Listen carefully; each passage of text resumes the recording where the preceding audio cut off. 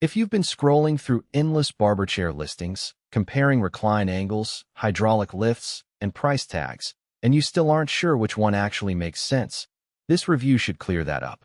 I've spent a couple of afternoons watching shop owners demo a handful of models, reading the few comments that actually dive into daily use, and even asking a couple of stylists what they wish their chairs would do better. Link is in the description if you want to check the product details on Amazon. Choosing a barber chair is a little like picking a workbench for a carpenter. You'll be leaning on it, twisting it, and trusting it to hold up through a full day of cuts, shaves, and color mixes. The wrong pick can mean a client slipping out of a recline mid-trim, a technician wrestling with a stubborn lift, or a shop owner paying for a piece of furniture that never quite survives the hustle. That's why it helps to break down the real-world experience rather than just staring at a spec sheet. The Pibbs 661 Seville is marketed as a professional, reclining hydraulic chair. At first glance, the silhouette is familiar: a sturdy steel frame, a padded seat that folds back, and a footrest that lifts with the back. What makes it stand out in practice is the hydraulic mechanism that feels surprisingly smooth for a manual system. When you pull the lever, the seat lowers or rises without the jitter you sometimes hear in cheaper models, and the recline settles into place with just a light push. The upholstery is a high-density foam wrapped in a vinyl that wipes clean after a spray of sanitizer, which matters when you're moving from a client with a fresh fade to one with a wet shave in quick succession. In a busy shop, the chair's day-to-day performance is what you'll notice most.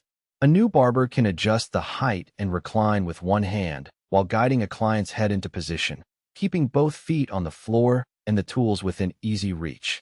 The footrest's swing-out motion aligns nicely with the recline, so you don't have to ask the client to lift a leg awkwardly.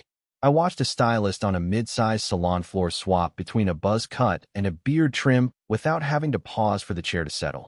The hydraulic cushion absorbs the weight shift, which translates to fewer "is that seat moving?" moments for the client. Who should actually consider the Seville? First, shop owners who need a reliable mid-range chair for a steady flow of clients and who aren't chasing the ultra-luxury aesthetic will find the price point reasonable for the features. It works well in a barber shop that serves both quick cuts and longer grooming sessions, because the recline is deep enough for a shave but still compact enough to keep the aisle clear during a rush hour. If you have a small to medium-sized space and you need a chair that can be tilted back quickly without an electrical plug, this hydraulic option fits the bill. On the flip side, the Seville isn't the best match for a home-based hobbyist who only cuts fringe on weekends.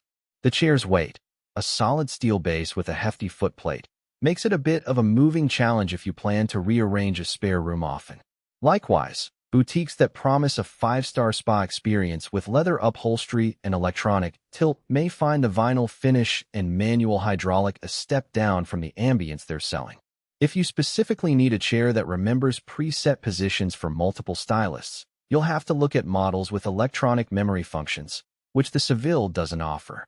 There are a couple of hidden trade-offs that tend to surface after the first month of use. Because the hydraulic system is manual, you'll need to keep the fluid sealed and occasionally check the lever's pivot for wear, a simple maintenance task, but one that can be overlooked if you're used to set-it-and-forget-it electric chairs. The vinyl upholstery, while easy to wipe down, can show fine scratches after a few months of high-traffic use, especially if a client's hair clips or clippers catch on the surface.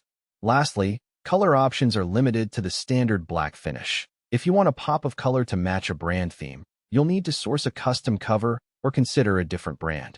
When you weigh the value, the Seville's price sits comfortably between the bargain bin models that often creak after a few weeks and the high-end units that charge double for premium leather and digital controls. For a salon that expects each chair to log at least 10 to 12 hours a day, the hydraulic lift